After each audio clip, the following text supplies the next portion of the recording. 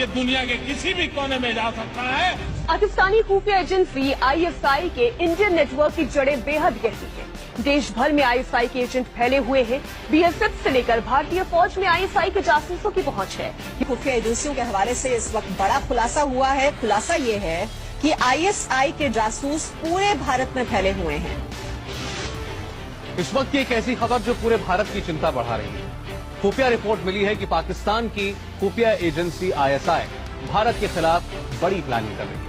रक्षा मंत्रालय में तत्कालीन सेना प्रमुख और तत्कालीन रक्षा मंत्री AK एंटनी के बीच एक सीक्रेट मीटिंग सेना की तैनाती के बारे में हुई, लेकिन इस टॉप सीक्रेट मीटिंग का पता चला पाकिस्तान की ISI। रक्षा मंत्रालय में जासूसी का खुलासा।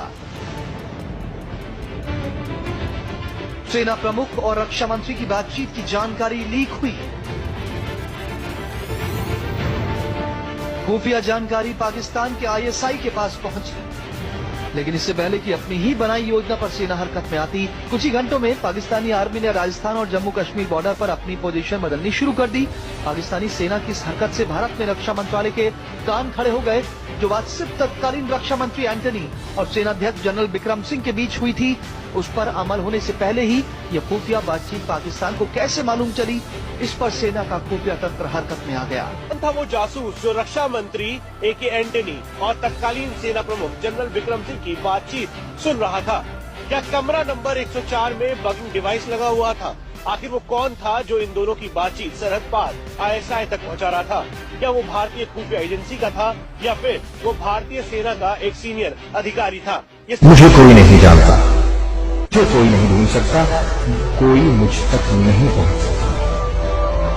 जब तक दुश्मन को मेरी समझ आती है, मैं अपना काम मुकम्मल करके उसकी पहुंच से बहुत दूर जा चुका हूं। देश के दो, एक तो डिफेंस मिनिस्टर और आर्मी चीफ, जो सबसे बड़े ऑफिशियल हैं रक्षा के मामलों में, उनकी बात भी अगर लीक होकर ISI तक पहुंचती है तो इससे गंभीर देश की सुरक्षा को खतरा कोई नहीं हो सकता। This is a big issue sir कि आपकी कॉन्वर्सेशन रिकॉर्ड की गई थी और conversation was recorded and general and Pakistan made changes on the border. Pakistan के नोट बंद से सावधान रहना। दुनिया की तीसरी सबसे बड़ी अर्थव्यवस्था को बर्बाद करने का ISI प्लान। पाकिस्तान की ISI खालिस्तान मूवमेंट को दोबारा जिंदा करने की कोशिश कर रही है। जो मंत्री हैं उनके खाते में कितना है, कहाँ है, ये ISI को पता है। ISI के राडार पर देश के वो शहर हैं जहां बीते सालों में सांप्रदायिक दंगे हुए हैं। भारत के खिलाफ पाकिस्तान का हुस्न जाल।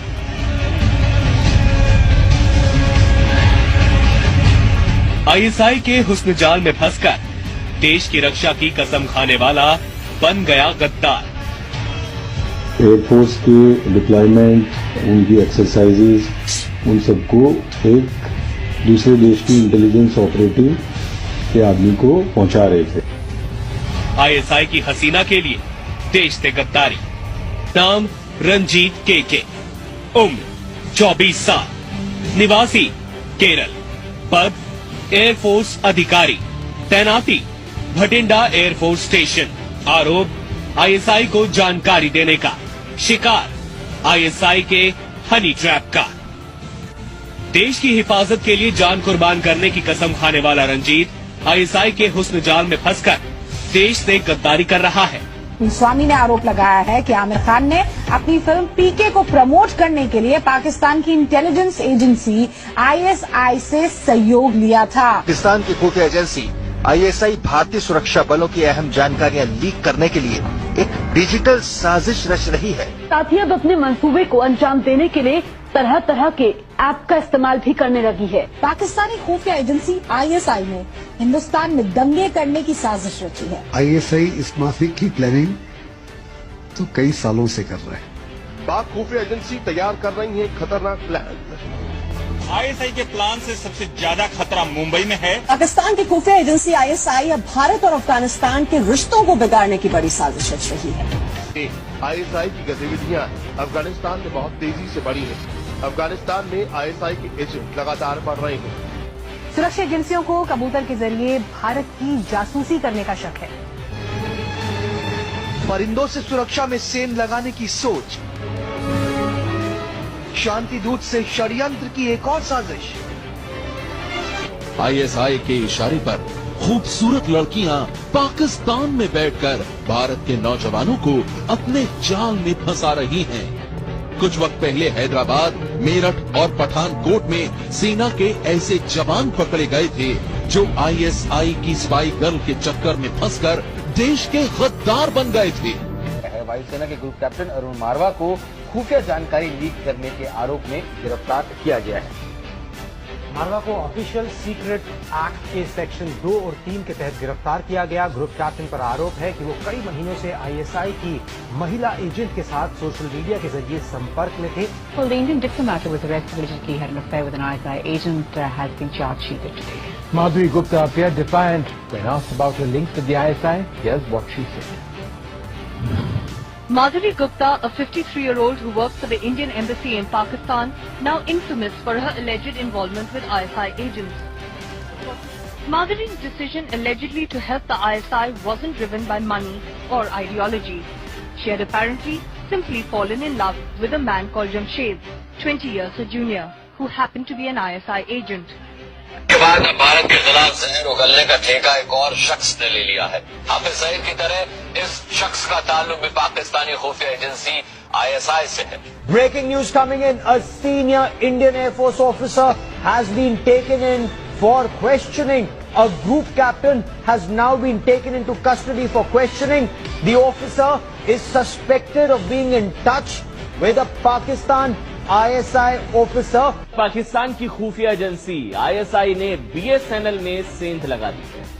सूत्रों से बड़ी खबर आ रही है, ये खुलासा हुआ है सरकार की आंतरिक छानबीन से, यह खुलासा हुआ है सरकार के 5000 विभागों के कम्युनिकेशन और नेटवर्किंग का काम देखती है बीएसएनएल। जांच के मुताबिक आईएसआई ने बीएसएनएल के कर्मचारी के जरिए सरकार की कुछ संवेदनशील जानकारी जुटाई है। आईएसआई ने भारतीय सेना मुख्यालय के मेजर विजय के छद्म नाम से बीएसएनएल कर्मचारी के साथ ईमेल एक्सचेंज किए। इसके जरिए बीएसएनएल के सिस्टम में सेंध लगा दी। स्पाईवेयर नाम का एक यहां पर सिस्टम लगाया गया। इस मामले की जानकारी आईबी ने पीएम ऑफिस समेत कई अहम सरकारी विभागों को भी दे दी है। बल्कि मेजर विजय के नाम से फोन किया गया बीएसएनएल में, और बीएसएनएल के अधिकारी ने न सिर्फ पूरी जानकारी थी बल्कि 3 लिंक ईमेल किए जिसके जरिए ईमेल के डेटा बीएसएनएल के डेटाबेस में आईएसआई पेनिट्रेट कर सकता है। और उसके बाद आशंका ये जताई जा रही है कि बाकायदा स्पाईवेयर उस पर लगा दिया गया है, और आईबी ने अब बीएसएनएल से कहा है कि उस स्पाईवेयर को और जो मैलवेयर है उसको सिस्टम से निकाला जाए ताकि जो इम्पोर्टेंट कम्युनिकेशन होते हैं, जो बातचीत होती है, उस तक आईएसआई की पहुंच न हो पाए। लेकिन निश्चित तौर पर सुरक्षा में बड़ी चूक है और यही वजह की। लेकिन राजन, ये समझना चाहेंगे ये स्पाईवेयर जिसका आप जिक्र कर रहे हैं, जिससे पेनिट्रेट की जा सकती है जानकारी, ये है क्या और किस तरह की जानकारी? मंशा क्या लगती है आपको आईएसआई की? किस तरह की जानकारी जुटाने की कोशिश या मंशा आईएसआई की? देखिए, आईएसआई की मंशा साफ है कि आर्मी हेडक्वार्टर, जो भारतीय सेना का हेडक्वार्टर है, वहां से रक्षा मंत्रालय और बाकी जगहों पर किस तरीके की बातचीत होती है। हालांकि आर्मी के अंदर जो बातचीत होती है वो आर्मी सिग्नल कोर का अपना संचार नेटवर्क है, लेकिन जो आर्मी हेडक्वार्टर से बाहर यानी रक्षा मंत्रालय और तमाम जगहों से जो बातचीत होती है वो बीएसएनएल के जरिए होती है। और बीएसएनएल के अगर जो डेटाबेस में अगर स्पाईवेयर लगा दिया जाता है तो निश्चित तौर पर वो तमाम बातचीत पाकिस्तान में बैठे लोग सुन सकते हैं या उनकी जानकारी हो सकती है कि इस नंबर से इस नंबर पे बातचीत हुई और ये नंबर किसका है। तो तमाम जो सुरक्षा से संबंधित बातचीत है वो पाकिस्तानी सेना तक पहुंच सकती है और निश्चित तौर पर सुरक्षा में एक बड़ी चूक है। प्रॉक्सी वॉर में पाकिस्तान ने माहिरता हाजिर कर ली। तो जो एक्सपर्टीज है प्रॉक्सी वॉर में, ये बड़े अच्छे तरीके से जानते हैं कि इसको पॉलिटिकली कैसे मैनेज करना है, इसको डिप्लोमेटिकली कैसे मैनेज करना है। और इनको ये भी मालूम है कि जो अमेरिकन्स हैं इनको कैसे बेवकूफ बनाना है। वो हमारी और आपकी तरह सेड्यूस नहीं होते हैं, वो भी अपने बच्चों को भेजते हैं अमेरिका, लेकिन वो उनको ये भी मालूम है कि बेवकूफ कैसे बनाया जाता है। तो उस प्रॉक्सी वॉर में वो बड़े